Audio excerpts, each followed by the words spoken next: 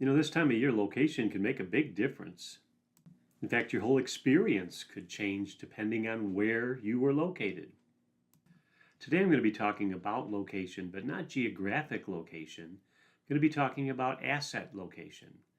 You've often heard how it's important for diversification, not having all your eggs in one basket, and also asset allocation. That would mean, for example, having some money in small companies in stock, some in large, some in foreign, maybe some in different kinds of bonds.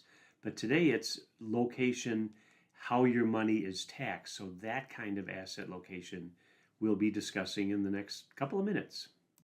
Now, you can't control performance returns in the market, and you can't control tax law, how Congress initiates legislation on taxes, but you can control where your money is to use certain kinds of tax advantages. Some money would be taxable accounts, taxable along the way as you invest it. Other money might be tax deferred while you're earning that money and then fully taxable when you take it out. A third way would be a tax exempt account, like a Roth IRA, where you would incur no taxes on the growth when you took the money out. Let's look at a couple of examples. Let's say you're in a high income bracket right now, but you'd like to save for the future when you retire, and possibly when you're at that point, your income won't be as high. It may be an advantage for you to save in a tax deferred account, let that money compound without being taxed along the way, and then when you do take it out and it's taxable, your income bracket isn't quite as high, so potentially you don't pay as much to the government. Another person may be in their early income years, or they can afford to pay the taxes now and would prefer not to pay them in retirement.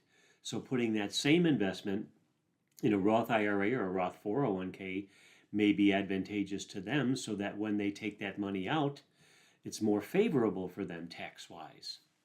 Here's another example. Let's say you're deciding between investing some money in a CD or putting some in a bond. Well, that CD rate, keep in mind, will be fully taxable for that year. If you're using a municipal bond, you may not have federal tax, and depending on where the bond is issued, you may also not have state tax on that bond.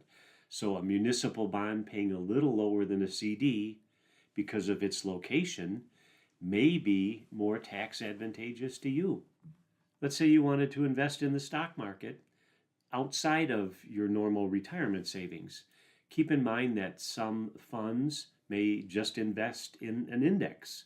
So they're not doing a lot of trading. They're investing in companies buying and holding, so that you don't pay gains constantly on a lot of trading. Or if you were in an active or a tactical fund, they may trade an awful lot throughout the year. So each one of those trades may incur a gain or a loss that you might have to report.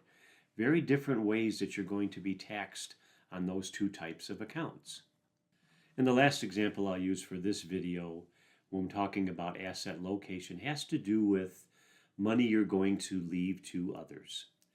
If you intended to leave money to people and to charities, keep in mind that the money going to charities really should come from your IRA, 401k, any accounts that would be taxable to people, because those legitimate 501c3 charities aren't going to pay tax.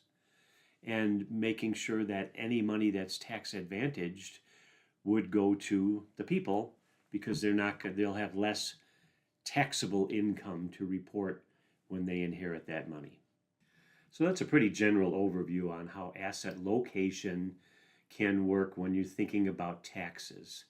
In a following video, I'm going to be talking about how asset location may work for you when creating an income plan. Thanks for watching.